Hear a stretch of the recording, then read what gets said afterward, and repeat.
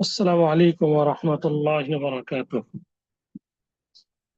الحمد لله كفى وسلام على عباده الذين اصطفى، أما بعد، فإن خير الحديث كتاب الله، وخير الهدي هدي محمد صلى الله عليه وسلم، وشر الأمور محدثاتها، وكل محدثة بدعة، وكل بدعة ضلالة، وكل ضلالة في النار. أعوذ بالله من الشيطان الرجيم. بسم الله الرحمن الرحيم.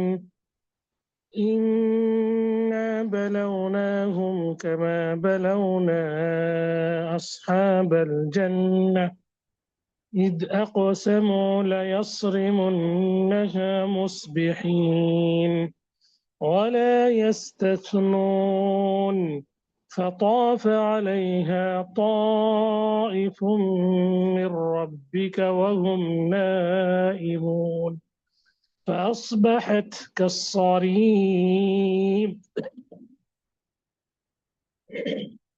فتنادوا مصبحين أن اغدوا على حرثكم إن كنتم صارمين. فانطلقوا وهم يتخافتون ألا يدخلنها اليوم عليكم مسكين، وغدوا على حرد قادرين. فلما رأوها قالوا إنا لضالون بل نحن محرومون. قال أوسطهم ألم أقل لكم لولا تسبحون؟ قالوا سبحان ربنا إنا كنا ظالمين. فأقبل بعضهم على بعض يتلاومون قالوا يا ويلنا إنا كنا طاغين، عسى ربنا أن يبدلنا خيرا منها إنا إلى ربنا راغبون. كذلك العذاب ولعذاب الآخرة أكبر لو كانوا يعلمون। الحمد لله, আল্লাহ সুবহানাহু ওয়া তাআলার প্রশংসা আদায় করছি, যিনি আমাদেরকে দেশ ও প্রবাস থেকে জুম অ্যাপের মাধ্যমে দিনী প্রোগ্রাম করার সুযোগ ও তৌফিক প্রদান করেছেন। এই জন্য আমরা শুকরিয়া স্বরূপ আল্লাহ দরবারে কালিমাতুশ শুকর পাঠ করি, আলহামদুলিল্লাহ। সালাতু সালাম বর্ষিত হোক প্রিয় নবী, শেষ নবী মুহাম্মদ বিন আব্দুল্লাহ প্রতি। আল্লাহুম্মা সাল্লি ওয়া সাল্লিম ওয়া বারিক আলা আবদিকা ওয়া হাবিবিকা মুহাম্মদ ইবনে আব্দুল্লাহ ওয়া আলা আলিহি ওয়া সাহবিহি আজমাইন।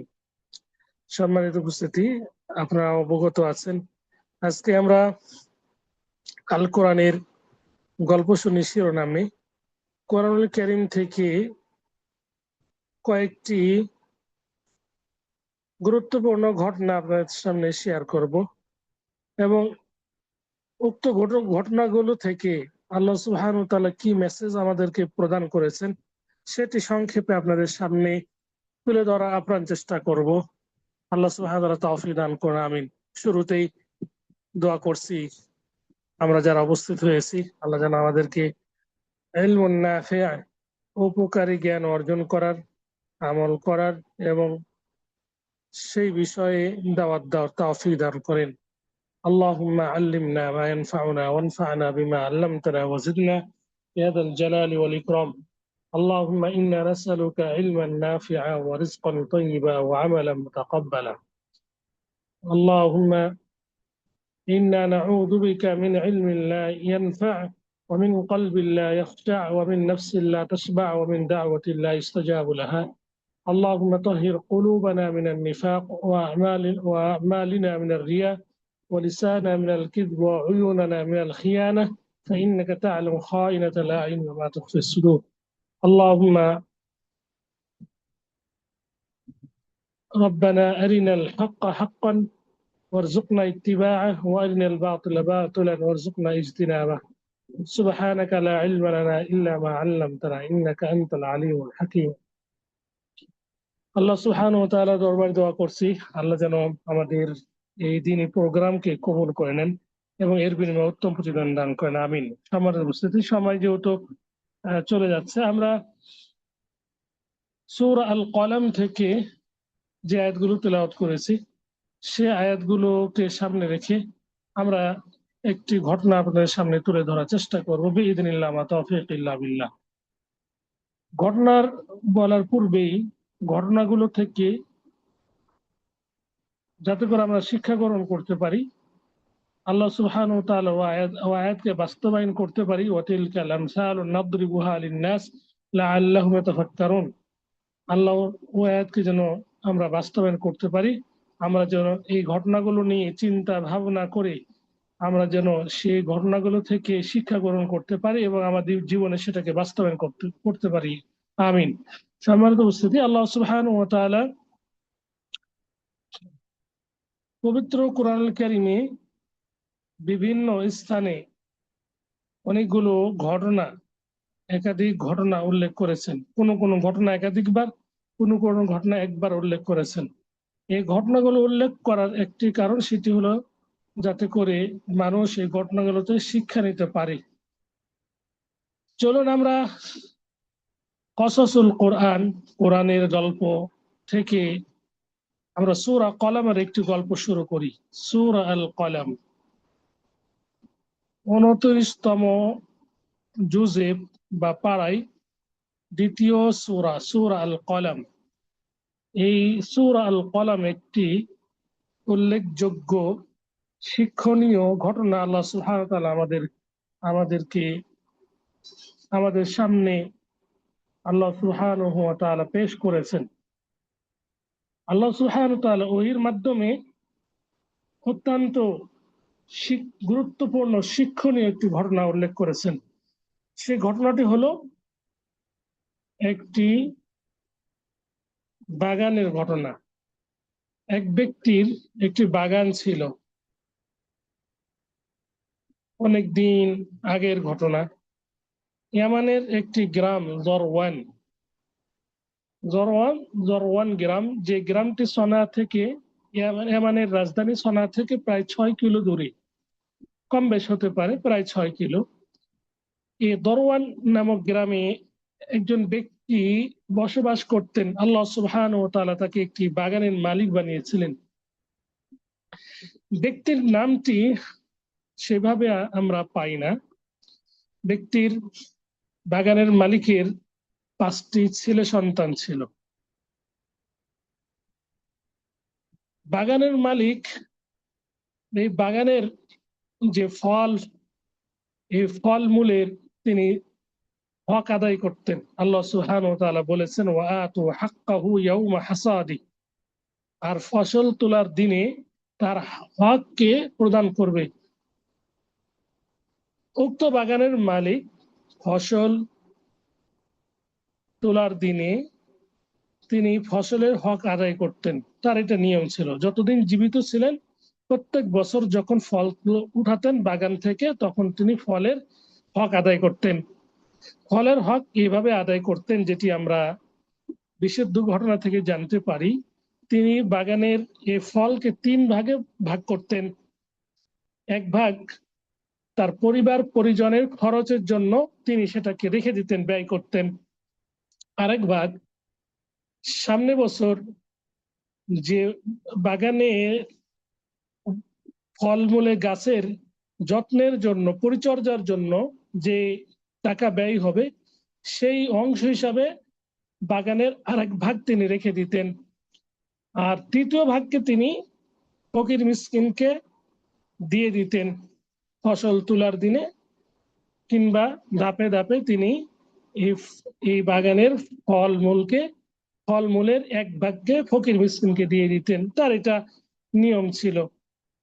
তো এই নিয়মটি অত্যন্ত গুরুত্বপূর্ণ। তৎকালীন যে কিতাব ছিল সেখানেও হয়তোবা এই ধরনের বিধান ছিল জাকাতের বা ফলমূলে জাকাত প্রদান করা, তিনি তাই করতেন।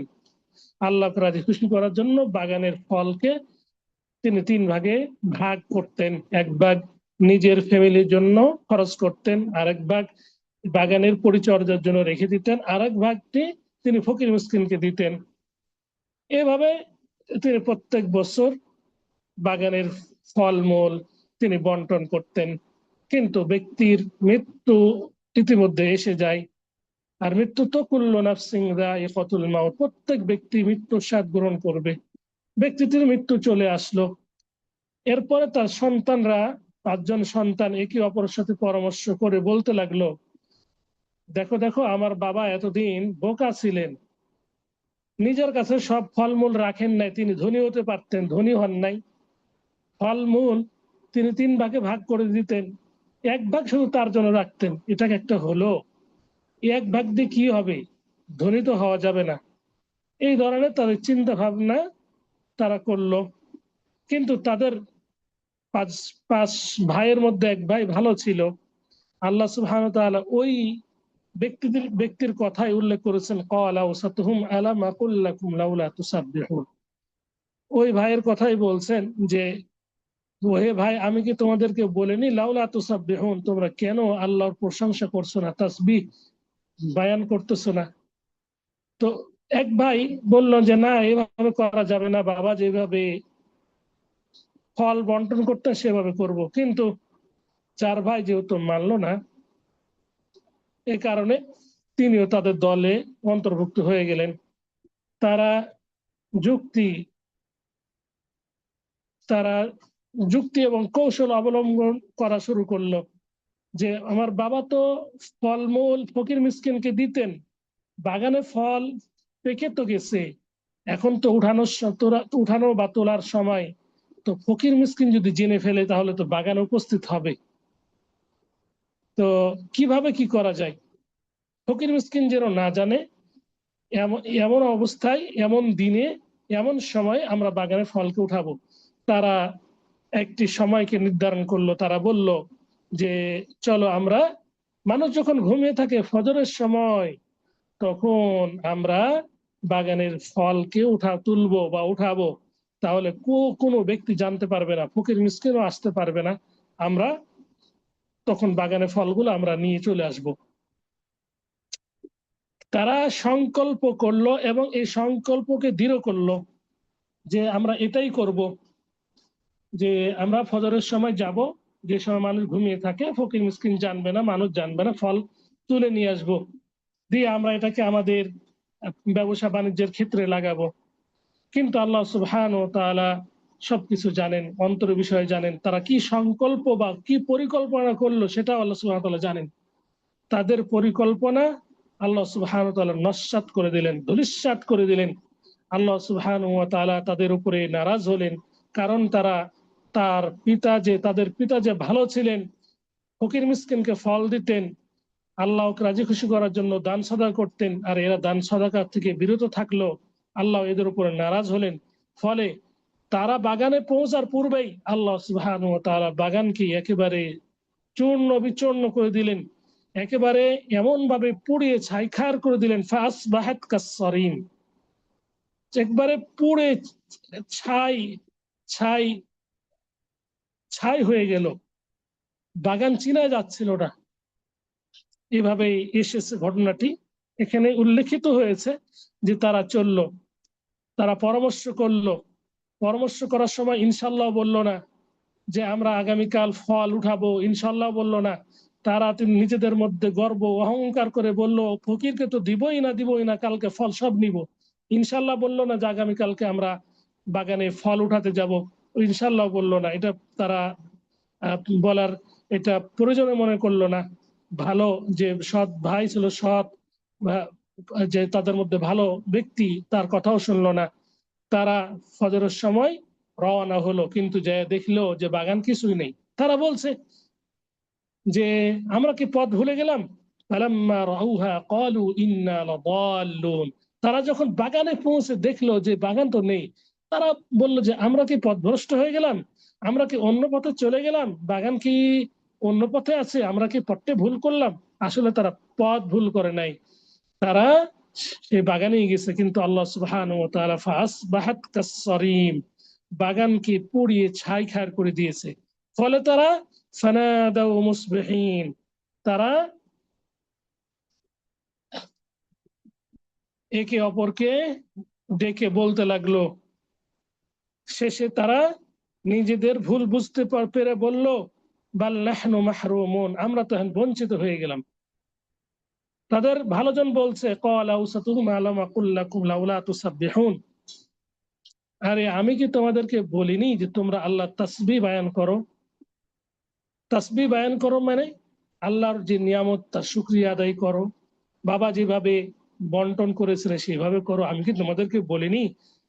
তাদেরকে যখন স্মরণ করিয়ে দিল যে তোমাদের কারণেই, তোমাদের এই ধরনের কুচক্রান্তর কারণেই আমরা আজকে মাহরুম হয়ে গেলাম, বাগানের ফল থেকে বঞ্চিত হয়ে গেলাম, তখন তারা সকলেই বলা শুরু করলো, ক্বালু সুবহানা রাব্বিনা ইন্না কুন্না যালিমিন, ক্বালু সুবহানা রাব্বিনা ইন্না কুন্না যালিমিন, আমরা আমাদের প্রতিপালকের পবিত্রতা ও মহিমা ঘোষণা করছি, ইন্না কুন্না যালিমিন, আমরা তো অত্যাচারী ছিলাম। তারা সকলে নিজেদের ভুল বুঝতে পারলো, যে বলল যে আমরা যা করেছি আমরা জুলুম করে ফেলেছি। এরপরে একে অপরকে দোষারোপ দিতে লাগলো, যেটা আমাদের সমাজে হয়ে থাকে।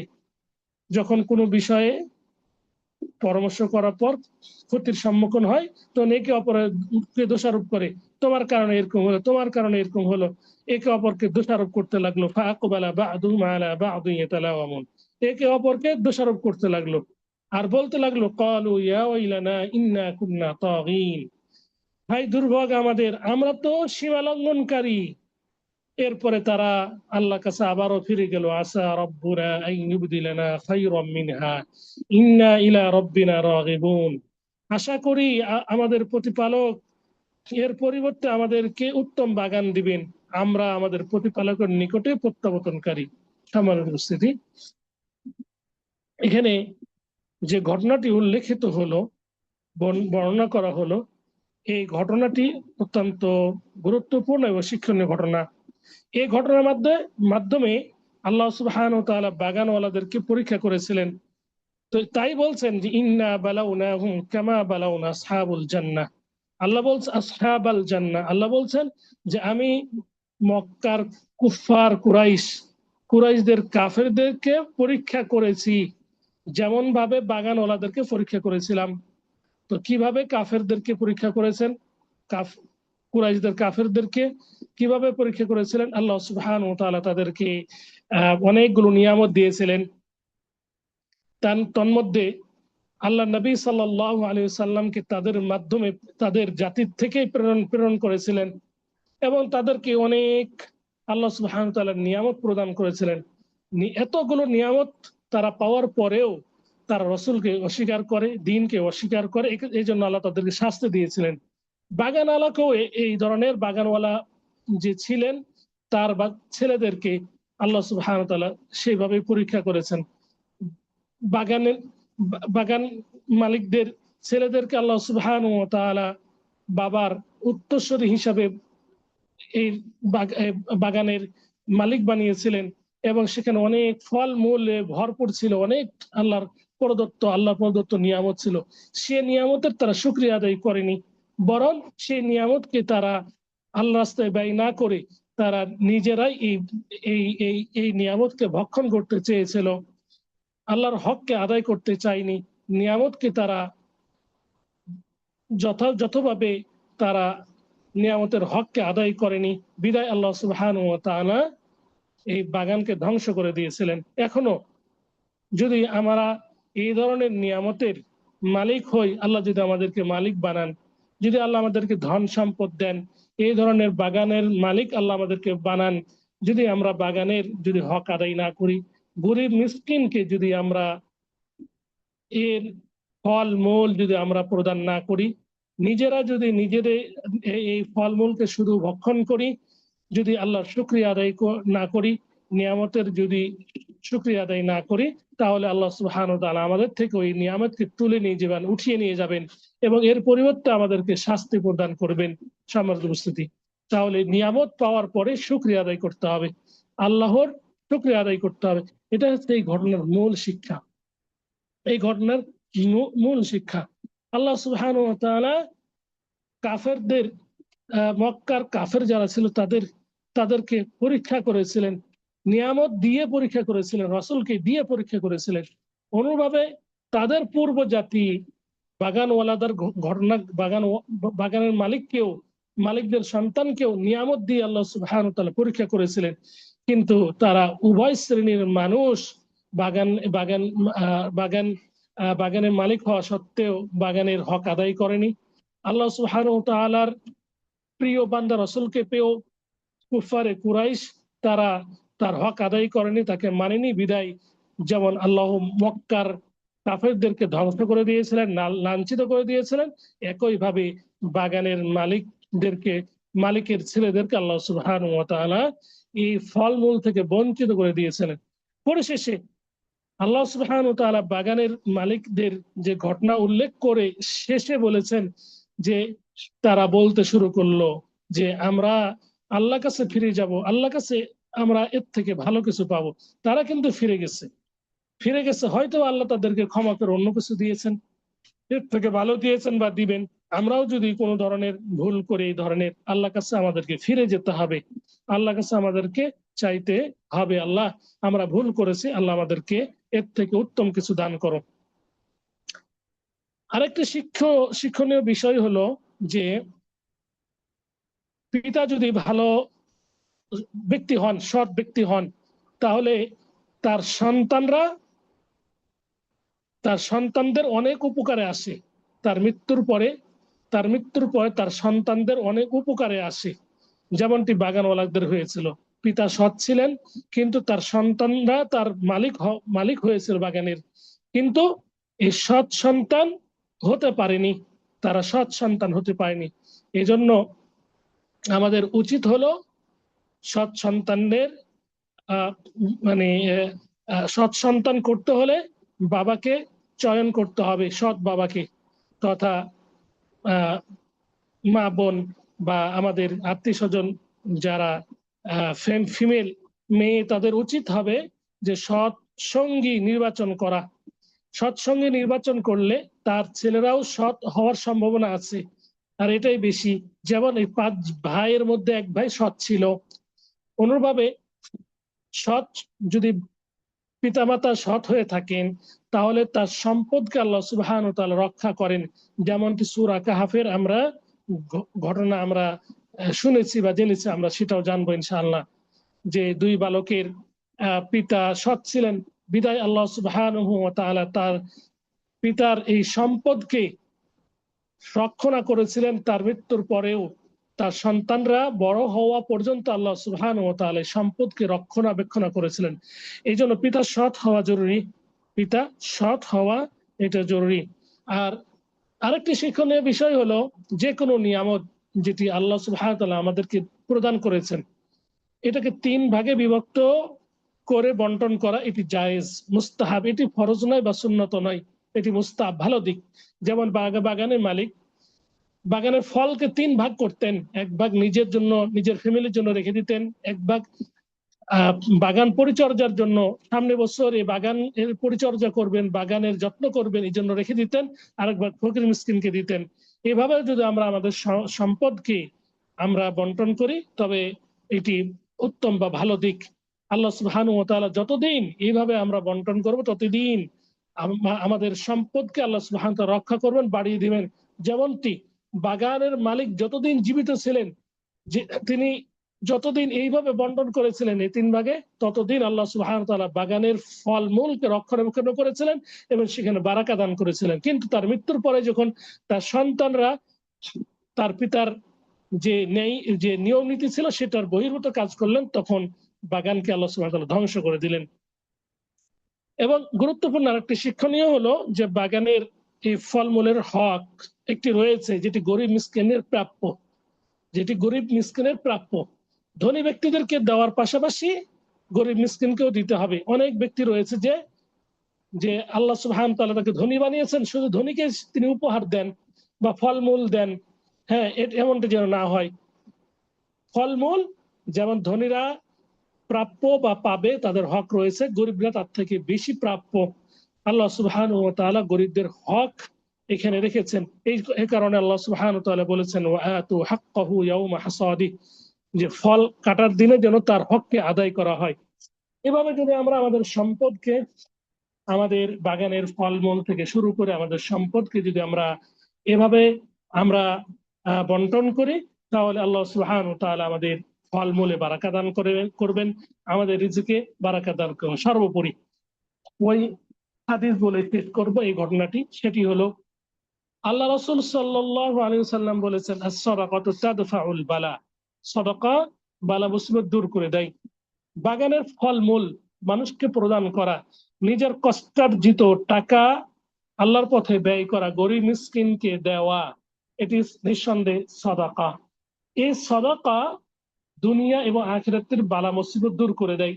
আল্লাহ রাসূল সাল্লাল্লাহু আলাইহি সাল্লাম তাই বলেছেন আস-সাদাকাতু তাদফাউল বালা, সাদাকা বালা মুসিবত দূর করে দেয়। অনেক ব্যক্তি মনে করেন যে না, আমাকে অনেক কিছু দান করতে হবে, অনেক কিছু না, আপনার সামর্থ্য অনুযায়ী দান করলেই হবে, দান সাদাকা করলেই হবে।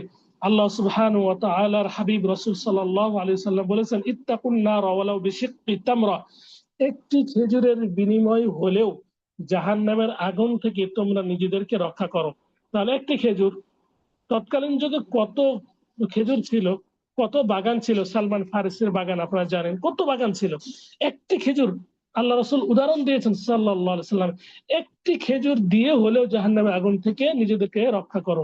তাহলে দান সাদাকা আপনি যত বেশি করেন তত বেশি ভালো, তবে অল্প পরিমাণে হলেও যদি আপনি দান সাদাকা করেন তাহলে আল্লাহ সুবহানাহু ওয়া তাআলা দুনিয়ার বালা মুসিবত থেকে রক্ষা করবেন এবং জাহান্নামের আগুন থেকে মুক্তি পাবেন। আল্লাহ সুবহানাহু ওয়া তাআলা আমাদেরকে সঠিক বুঝদান করেন, আমিন।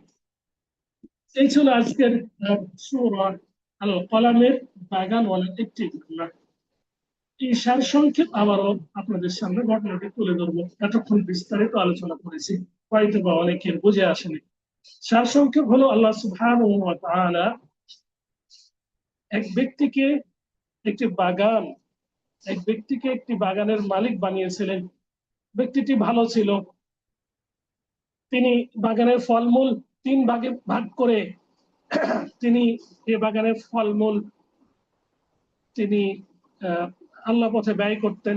3 ভাগে ভাগ করতেন, 1 ভাগ আল্লাহ পথে ব্যয় করতেন, ফকির মিসকিনকে দিতেন, 1 ভাগ নিজের ফ্যামিলির জন্য রাখতেন, আরেক ভাগ তিনি বাগানকে পরিচর্যার জন্য রাখতেন।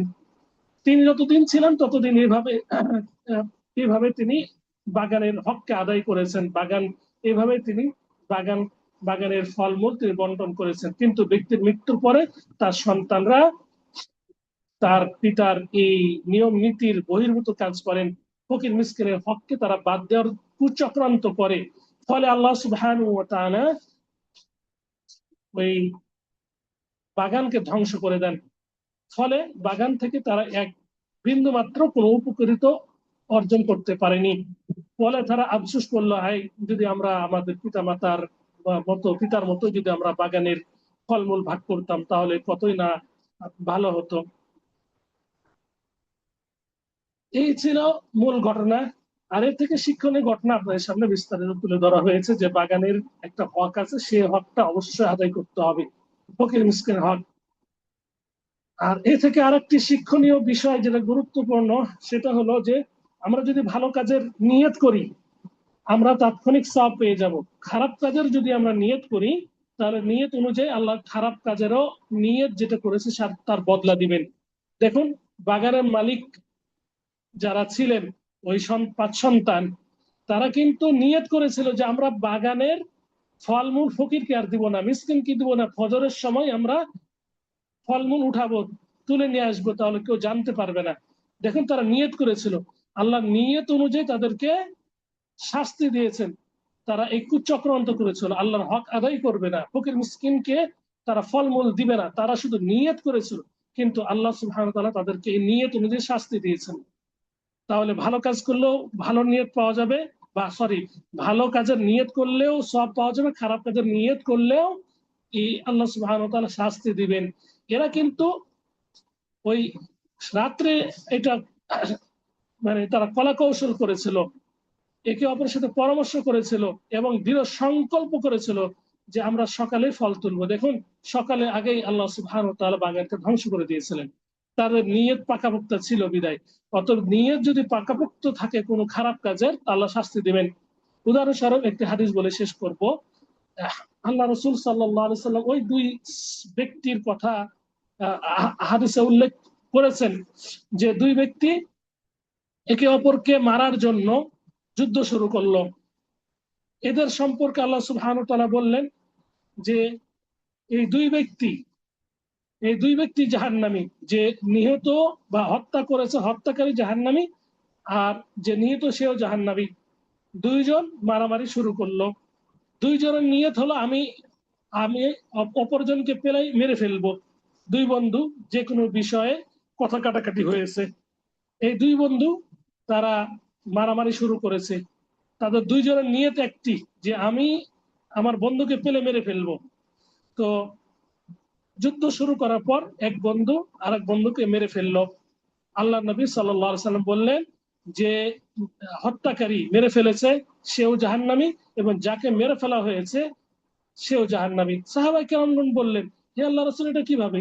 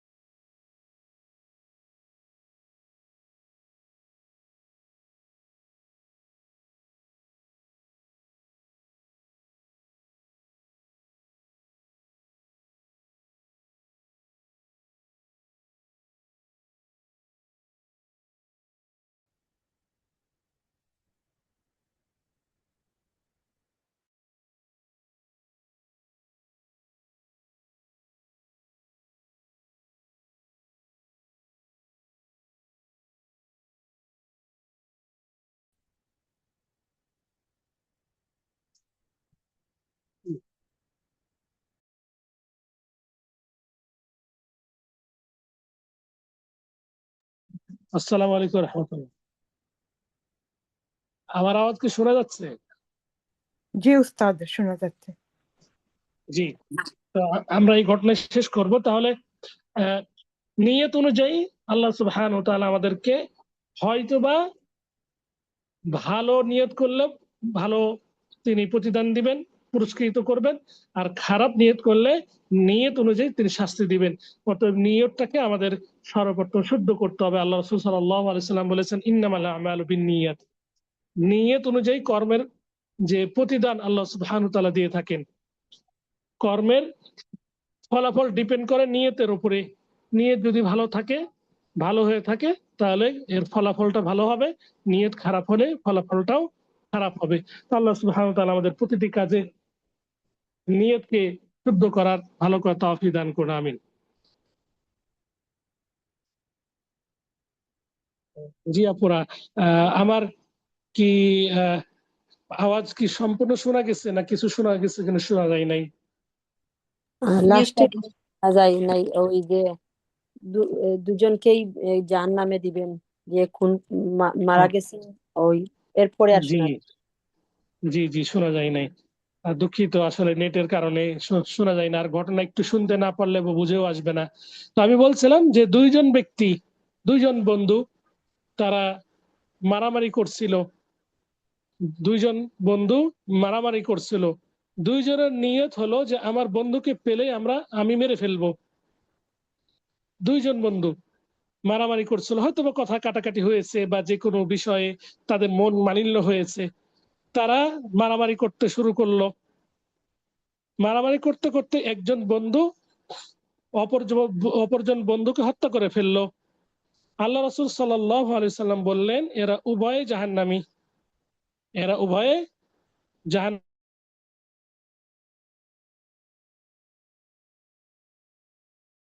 নিহত হয়েছে, মরে গেছে, যাকে মেরে ফেলা হয়েছে সেও জাহান্নামী। তো সাহাবায়ে কেরামগণ বললেন, হে আল্লাহ রাসূল, হত্যাকারী হত্যা করেছে, এর শাস্তি স্বরূপ তিনি জাহান্নামে যাবেন, এটা তো আমরা বুঝলাম। কিন্তু যিনি নিহত হলেন, যাকে হত্যা করা হলো, তার কি অপরাধ সে জাহান্নামে যাবে? আল্লাহ রাসূল সাল্লাল্লাহু আলাইহি সাল্লাম বললেন, দেখো ওই নিহত বন্ধু, ওরও নিয়ত ছিল, ফুল নিয়ত ছিল, এবং সে শক্তিও ব্যয় করেছে। আমি যদি আমার বন্ধুকে পেতাম তাহলে আমিও হত্যা করতাম। তাহলে তার নিয়ত কি ছিল? বন্ধুকে পেলে মেরে ফেলবে, কিন্তু সে আর মারতে পারে নাই, তার শক্তি কম বা সুযোগ পায় নাই, মারতে পারে নাই, বরং তার অপর বন্ধু তাকে মেরে ফেলছে। কিন্তু তাদের উভয় নিয়ত কিন্তু একটাই ছিল, কি? যে আমি সুযোগ পেলে আমার বন্ধুকে মেরে ফেলবো। এই নিয়ত অনুযায়ী যে হত্যা করলো, যে বন্ধু হত্যাকারী, সেও জাহান্নামী, এবং যে নিহত হয়েছে এও জাহান্নামী, শুধু নিয়তের কারণে। মরে গেল তারপরে জাহান্নামে গেল, আর মেরেও তো জাহান্নামে গেল। মেরে জাহান্নামে যাবে এটা আমরা সবাই বুঝি, কিন্তু যিনি নিহত ব্যক্তি মরে গেল কিভাবে জাহান্নামে যাবে? জাহান্নামে এই কারণেই যাবে, তার নিয়ত ছিল যে আমার বন্ধুকে আমি পেলে আমি মেরে ফেলবো, তারও হত্যা করার নিয়ত ছিল। এই কারণে নিয়ত অনুযায়ী আল্লাহ সুবহানাহু ওয়া তাআলা প্রতিদান দিবেন, নিয়ত অনুযায়ী। যদি নিয়তটা আমাদের ভালো থাকে তাহলে আমরা ভালো কিছু পাবো, আর যদি নিয়তটা খারাপ থাকে তাহলে আমরা খারাপ কিছু পাবো, এর এর এর শাস্তি আমরা পাবো। যেমনটি দুই বন্ধুর ঘটনা আল্লাহ রাসূল সাল্লাল্লাহু আলাইহি ওয়াসাল্লাম তিনি উল্লেখ করেছেন। অতএব যে কোনো কাজ করতে হলে, করতে গেলে আগে আমাদেরকে নিয়তটা শুদ্ধ করতে হবে। এই জন্য ইমাম বুখারী রাহিমাহুল্লাহ তিনি সর্বপ্রথম যে হাদিসটি নিয়ে এসেছেন কিতাবের মধ্যে, সেটি হলো ইন্নামাল আ'মালু বিন্নিয়াত। নিয়তের উপরে কর্মের ফলাফল ডিপেন্ড করে। নিয়তের উপরে, নিয়ত অনুযায়ী মানুষ তার কর্মের ফলাফল পেয়ে থাকে। এই হাদিসটি এভাবে নিয়ে এসেছেন। আল্লাহ রাসূল সাল্লাল্লাহু আলাইহি ওয়াসাল্লাম বলেছেন, ইন্নামাল আ'মালু বিন্নিয়াত। নিয়তের উপরে কর্মের ফলাফল ডিপেন্ড করে। যে ব্যক্তি আল্লাহ এবং আল্লাহ রসুলের উদ্দেশ্যে হিজরত করবে, তার হিজরতটি সে উদ্দেশ্যে পরিগণিত হবে। আল্লাহ এবং আল্লাহ রসুলের উদ্দেশ্যে তার হিজরতটি আল্লাহ কবুল করবেন। আর যে ব্যক্তি হিজরত করবে, কোনো স্থান থেকে অন্য স্থানে যাবে, কোনো মেয়েকে বিবাহ করার জন্য অথবা দুনিয়ার জন্য, তার হিজরতটি সে উদ্দেশ্যে পরিগণিত হবে। তথা যে ব্যক্তি আল্লাহ এবং রসুলকে ভালোবেসে কোন স্থান ত্যাগ করলো, তিনি আল্লাহ এবং আল্লাহ রসুলের যে ঘোষিত প্রতিদান সেটা পাবেন। এবং যে ব্যক্তি দুনিয়ার উদ্দেশ্যে কোন স্থান ত্যাগ করে অন্য স্থানে গেল, তিনি সেটাই পাবেন। কোন ব্যক্তি যদি ব্যবসার উদ্দেশ্যে যায়, ব্যবসার উদ্দেশ্যে মানে ব্যবসার উদ্দেশ্যে, সেটা তার নিয়ত অনুযায়ী সেটা আল্লাহ সুবহানাহু ওয়া তাআলা কবুল করবেন। কোন মেয়েকে, হাদিস এভাবে এসেছে, বিবাহ করার উদ্দেশ্যে গেলে সেটাই পাবে। অতএব নিয়ত যদি আমাদের ভালো হয়ে থাকে, তাহলে আমরা যদি কাজে পরিণত করতেও না পারি, তবু আমরা নিয়ত অনুযায়ী আমরা প্রতিদান পাবো। ধরুন, আমরা যদি আল্লাহর কাছে চাই যে আল্লাহ আমি এই ব্যবসা প্রতিষ্ঠান দাঁড় করিয়েছি, এর 50% বা এর 25% আমি আল্লাহ রাস্তা দান করব। কোন ব্যক্তি যদি এই ধরনের, একটা এক্সাম্পল দিচ্ছি, নিয়ত করে থাকেন, কিন্তু আল্লাহ সুবহানাহু ওয়া তাআলা তার তার নিয়তটা সবকিছু শুনেছেন, জেনেছেন, কিন্তু আল্লাহ সুবহানাহু ওয়া তাআলা তার মৃত্যু প্রদান করেছেন, তার মৃত্যু হয়ে গেছে। তিনি আর এই কাজটি করতে পারেননি, তিনি এই ব্যবসাটাকে আর করতে পারেননি। তিনি এই নিয়ত অনুযায়ী সওয়াব পেয়ে যাবেন, নিয়ত অনুযায়ী সওয়াব পেয়ে যাবেন। অনুভাবে কোনো ব্যক্তি যদি নিয়ত করে থাকেন, আমার সম্পদের এক অংশ আল্লাহ আমাকে এই সম্পদ দান করুন, আল্লাহ আমি সম্পদ চাচ্ছি এই কারণে যে আমি এই সম্পদ থেকে ফকির, মিসকিন, অসহায় এদেরকে দান করব, মসজিদ মাদ্রাসা নির্মাণ করব। যদি কারোর নিয়ত এই ধরনের থাকে, তাহলে আল্লাহ সুবহানাহু ওয়া তাআলা তার নিয়ত অনুযায়ী তাকে প্রতিদান দান করবেন। যদিও তার ব্যবসা যদি তিনি করতে না পারেন, তবুও তিনি এই নিয়তের ভালোর কারণে তিনি এর প্রতিদান আল্লাহর কাছে পেয়ে যাবেন। তো অতএব নিয়তটা আমরা করতে, আমাদের সমস্যা কোথায়? আমরা নিয়ত করব, ভালো নিয়ত করব, আল্লাহ আমাকে সন্তান দান করুন, সন্তান দান করলে দিনের কাজে লাগাবো, দিনের খাদেম বানাবো। আল্লাহ আমাকে সম্পদ দান করুন, সম্পদ আল্লাহ আমাকে দিলে আমি মসজিদ বানাবো, মাদ্রাসা বানাবো। আজকে সুলাইমান আর রাজিহি, যে রাজি ব্যাংকের মালিক, সৌদি আরবের প্রখ্যাত বিশুদ্ধ ব্যাংক রাজি, আর রাজিহি ব্যাংকের মালিকের ঘটনা আজকে মানে শুনলাম, এর আগেও আমি জানি। ওনার সম্পদ সম্পূর্ণ আল্লাহর রাস্তায় ওয়াকফ করে দিয়েছেন। তো উনি কোটি কোটি মানে রিয়ালের মালিক শুধু ছিলেন না, তিনি মিলিয়ন বিলিয়ন ডলারের মালিক ছিলেন। তার সম্পদকে তিনি ওয়াকফ করে দিয়েছেন। বাগান, খেজুরের বাগান, দেখবেন ওই ইফতারিতে যে খেজুরগুলো দেওয়া হয় অধিকাংশই আর রাজি বাগানের খেজুর দেওয়া হয়। তো ওয়াকফ করে দিয়েছেন। তো আল্লাহ সুবহানাহু ওয়া তাআলা তাকে সম্পদ দিয়েছেন, আল্লাহর কাজে তিনি ব্যয় করেছেন। তো সম্পদ আল্লাহ সুবহানাহু ওয়া তাআলা তিনি যাকে দিবেন তাকে ভালোবেসে দিবেন, কিন্তু এই এই নিয়ামতটি যারা কাজে লাগাতে পারবেন তারাই সাকসেসফুল, আর যারা কাজে লাগাতে পারবেন না তারাই বাগান ওয়ালাদের মতো তারা আফসোস করতেই থাকবেন, ইয়া ওয়াইলানা ইন্না কুন্না তাগিন, এইভাবে আফসোস ছাড়া কিছু থাকবে না। আল্লাহ সুবহানাহু ওয়া তাআলা আমাদের এই ঘটনা থেকে শিক্ষা গ্রহণ করার তৌফিক দান করুন, আমিন। যেহেতু একটি ঘটনা বলতেই সময় চলে গেল, তো আমরা ইনশাল্লাহ নেক্সটে আরেকটি ঘটনা বলবো। তো কোরআনের ঘটনা, শিক্ষণীয় ঘটনা, এই ঘটনা যদি আমরা আমরা যেভাবে বললাম আমরা সেভাবে যদি আমরা যদি শিখতে পারি, বুঝতে পারি, তাহলে কোরআনের মানে প্রায় 1 পেজের অনুবাদ আমরা শিখতে পারবো, জানতে পারবো। কারণ হুবহুব এই ঘটনাটি কোরআনুল কারীমের সূরা কলামে বর্ণিত হয়েছে। অতএব যদি ঘটনাটিও আমরা জানতে পারি, তবুও আমরা কোরআনের আল্লাহ সুবহানাহু ওয়া তাআলা যে মেসেজ প্রদান করেছে সেটি আমরা জানতে পারবো। আর কোরআন শুধু তেলাওয়াতের জন্য নাজিল হয়নি। আফালা তাদাব্বারুনাল কুরআন ওয়ালাউ কানা মিন ইনদি গায়রিল্লাহি লাওয়াজাদু ফীহি ইখতিলাফান কাসীরা আফালা তাদাব্বারুনাল কুরআন। তারা কেন কোরআন নিয়ে গবেষণা করে না? কোরআন নিয়ে গবেষণা করার কথা বলা হয়েছে। অতএব কোরআন নিয়ে গবেষণা করতে হবে, কোরআন তেলাওয়াতের পাশাপাশি কোরআনের ঘটনা জানতে হবে, ঘটনা থেকে শিক্ষণীয় বিষয়গুলো শিখতে হবে, আমল করতে হবে। তো আমরা ইনশাআল্লাহ ধারাবাহিকভাবে কোরআনের ঘটনা উল্লেখ করার পাশাপাশি আস্তে আস্তে আমরা কোরআনের মানে আমরা শাব্দিক অর্থ এবং পারিভাষিক অর্থ, কোরআনের সাবাবিন নুজুল, নাজিলের প্রেক্ষাপট, এগুলো আমরা ইনশাআল্লাহ জানবো। যেহেতু ঘটনা অনেকে আমরা মানে শুনে অভ্যস্ত এবং শিখতে পারি খুব দ্রুতই, এই কারণে ঘটনাগুলো আগে আপনাদের সামনে উল্লেখ করার চেষ্টা করে যাচ্ছি। আজকে সূরা কলাবের বাগানওয়ালাদের ঘটনা উল্লেখ করলাম। ইনশাআল্লাহ পরবর্তীতে আমরা আরেকটি ঘটনা উল্লেখ করব, সূরা কাহাফে বর্ণিত।